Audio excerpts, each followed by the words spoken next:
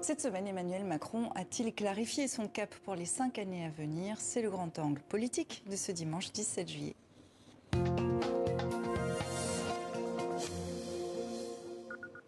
C'était la fête nationale jeudi en France. Emmanuel Macron a renoué avec la tradition de l'interview du 14 juillet.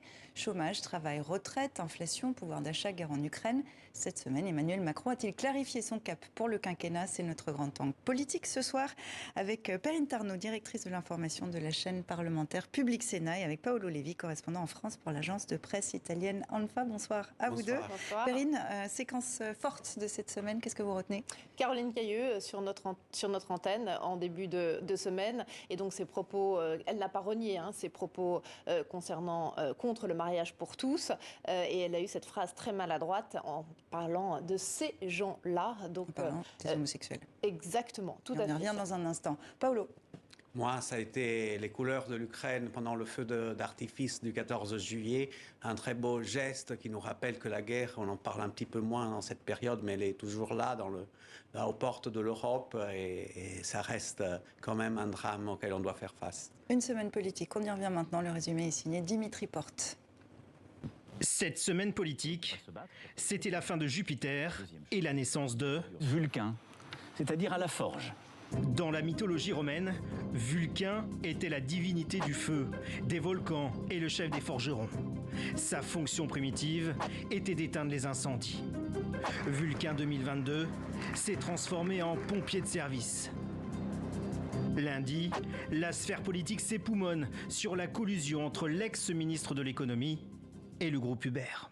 Uber, le géant américain de l'évasion fiscale, de la casse de notre modèle social, a pu s'appuyer largement sur son VRP en chef, Emmanuel Macron. Emmanuel Macron, clairement, veut privatiser notre démocratie. Il a fait de McKinsey une espèce de super Premier ministre et il a fait de Uber son conseiller en économie et en transport. Pas question pour le président de se laisser brûler les ailes. Il répond du tac au tac. Très sincèrement, comme disait un de mes prédécesseurs, ça m'en touche une sans bouger l'autre. On introduit une espèce d'ambiance qui consisterait à dire que voir des chefs d'entreprise, en particulier étrangers, ce serait mal. Mais je l'assume à fond, et en vous regardant. Pendant ce temps, à l'Assemblée nationale, premier couac pour le gouvernement. Le projet de loi sur le pass sanitaire pour les mineurs est retoqué par une conjonction. Une conjonction de NUP, de Rassemblement national et des Républicains. Un attelage, comment dire, baroque de femmes et d'hommes qui se combattent complètement et disent nous sommes incompatibles. Lors de sa grande interview du 14 juillet, Emmanuel Macron trace une ligne aux oppositions et à sa majorité. Retraite, travail, énergie, pouvoir d'achat, le glaive politique de son quinquennat. Qu'on se le dise, pour savoir forger, il faut être forgeron. Ainsi va la vie, autant de Vulcain. On le voit bien trompé. Jupiter n'est plus. Alors, en tout cas, il garde son cap, Emmanuel Macron. Il ne lâche rien du tout. C'est ce qu'il a voulu montrer lors de cette interview du 14 juillet. Il garde le même plan de réforme, l'assurance chômage, les retraites, toujours fixées avec cet âge de départ à la retraite autour de 65 ans. Donc, il garde son cap. Je dirais même qu'il met un peu plus le cap à droite, sans doute pour séduire les électeurs de droite, bien sûr, mais surtout les députés de droite qui seront une force d'appoint tout à fait nécessaire à l'Assemblée nationale. Vous êtes d'accord, Paolo, il n'a rien cédé sur ses projets de réforme, notamment les retraites, le travail. Il assume son côté libéral sur le plan économique et puis de droite sur le plan politique. Oui, c'est clair que pour cette nouvelle législature, Emmanuel Macron va devoir ramer un petit peu plus parce qu'il n'a plus le Parlement qu'il avait lors du premier quinquennat, qui était quand même une majorité très solide. Là, le Parlement reprend toute sa centralité. Paradoxalement, la France aujourd'hui, après ces élections législatives, se retrouve un peu plus italienne. C'est la force aussi de nos démocraties européennes. Et c'est un travail de trouver des compromis. Certes, on a vu pendant la loi sanitaire, pour la première fois, cette union improbable entre républicains, gauche, Rassemblement national. On verra maintenant avec la loi sur le pouvoir d'achat s'il va y avoir d'autres surprises. Mais ça sera la prochaine bataille. En tout cas, à l'Assemblée. ce quinquennat-là s'annonce avec beaucoup plus de peps politique par rapport au précédent. C'est une bonne nouvelle, ça, le peps? Oui, le PEPS, enfin, il faut que ça reste le PEPS. Il ne faut pas que ça aille jusqu'au blocage au Parlement et à l'Assemblée nationale. Ça, c'est la seule limite. Effectivement, on a vu ce qui s'est passé cette semaine autour du texte sur la crise sanitaire, qui n'était pas un texte fondamental, mais qui a quand même été une sorte de bande-annonce, de teasing, j'ai envie de dire, des prochaines semaines à l'Assemblée nationale. Et le projet de loi sur le pouvoir d'achat qui arrive demain en discussion à l'Assemblée risque d'être quand même autre chose, parce que chaque groupe politique à l'Assemblée va vouloir peser, va vouloir faire passer ses amendements, va être plutôt dans des postures très politiques, presque idéologiques. Et on voit mal, par exemple, la NUP renoncer à ce qui a été vraiment son programme en faveur du pouvoir d'achat des Français. On sent très bien que notamment les députés insoumis n'ont pas envie de renier leurs propres engagements. Donc ce que vous nous dites, c'est blocage.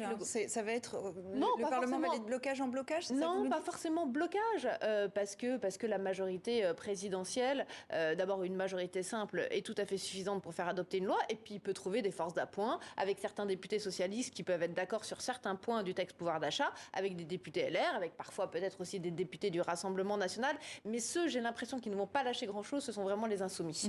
Paolo, là-dessus, quelle analyse vous faites? Non, écoutez, on fait un discours un peu plus large aussi en Italie. Actuellement, on est en train de vivre une crise politique dans le sens que la coalition... Le Premier ministre qui a tenté de proposer sa démission au président, qui l'a refusé. Pareillement, au Parlement, il y a des forces très hétéroclites qui soutenaient notre Premier ministre. Et là, cette majorité n'est pas assurée.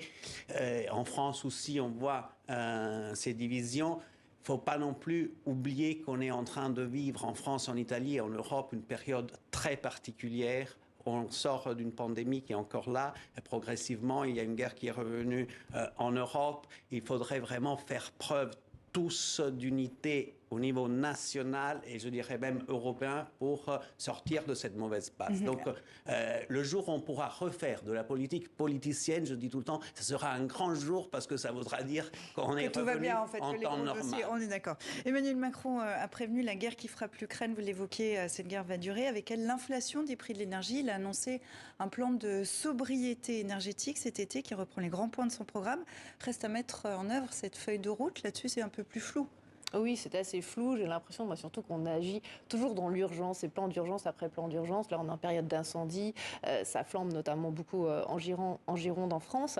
Donc, on est toujours un peu dans une espèce de réaction d'urgence. Il n'y a pas de prévision, il n'y a pas de planification, et c'est ça qui manque. Et bon, sobriété énergétique, là, on est poussé par la réalité économique, par la guerre en Ukraine. Mais ce n'est pas la transition écologique qui nous pousse vers cette sobriété. Donc, c'est ça la grosse différence. Et quand on voit, par exemple, je ne sais pas, la composition du gouvernement, Christophe Béchu, qui est le nouveau ministre de l'écologie, il est passé à la 10e place en termes de rang du gouvernement. Donc ça, c'est pas un signal très fort. On se rappelle que Nicolas Hulot, il était second, il était ministre d'État. Donc voilà, donc il y a plein de petits signaux comme ça qui montrent que pour l'instant, c'est quand même pas la priorité de ce gouvernement-là, même si Elisabeth Borne, elle avait parlé à l'Assemblée nationale de transformation radicale, mais on attend toujours un peu le côté radical des propositions. C'est quoi la priorité alors? Parce que c'est quoi? C'est le travail contre l'inflation? Pour le pouvoir d'achat, c'est le travail? C'est la valeur cardinale de ce quinquennat? Oui, dans ce qu'ont fixé Elisabeth Borne et Emmanuel Macron, ça reste effectivement le travail et le pouvoir d'achat. Mais oui, déjà, les résultats sont là. En France comme en Europe, le chômage n'a jamais été si bas. L'objectif d'Emmanuel Macron pour ce nouveau quinquennat qui s'ouvre devant lui est celui de le réduire actuellement.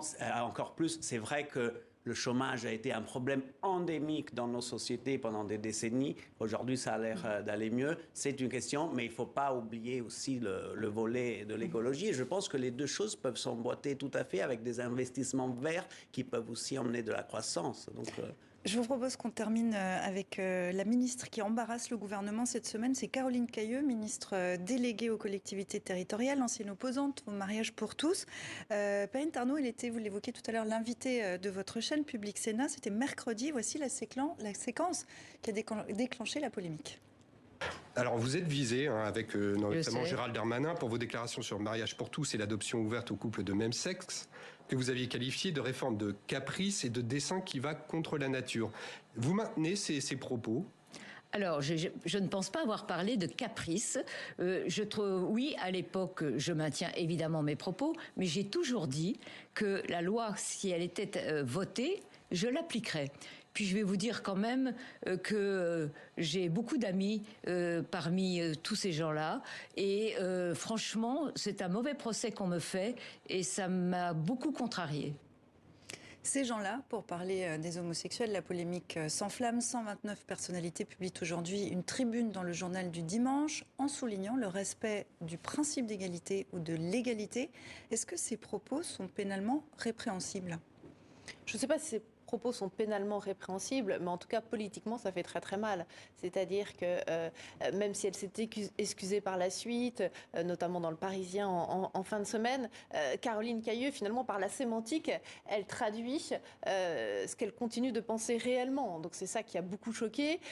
J'ai envie de dire que Caroline Cayeux c'est un peu la limite aujourd'hui de l'ouverture à la droite et à la droite notamment filloniste, parce que ça c'est finalement ça. Il y a des valeurs qui deviennent incompatibles avec les valeurs portées par le gouvernement d'Elisabeth Borne. Et puis il y a aussi un conflit générationnel avec des jeunes ministres qui sont montés au créneau pour dénoncer ces propos-là, qui ne correspondent pas du tout à ce qu'ils vivent eux-mêmes. Clément Beaune l'a très bien expliqué. Il a dit, moi, je fais partie de ces gens-là. Marlène Schiappa aussi est montée au créneau. Donc Caroline Cayeux, on a l'impression que... elle est complètement mise au banc de ce gouvernement-là et pas soutenue par ses collègues. Est-ce qu'elle devrait démissionner après des propos comme ceux-là ? Non, peut-être pas démissionner. Je pense qu'elle a pris la mesure de sa faute sémantique. Vous pensez que c'est une faute sémantique ? Parce que là, elle essayait de se dédouaner déjà, on a plus l'impression d'un pompier aussi le pyromane signe, qui se prend les pieds dans le vous tapis, disiez, non ? aussi un signe générationnel.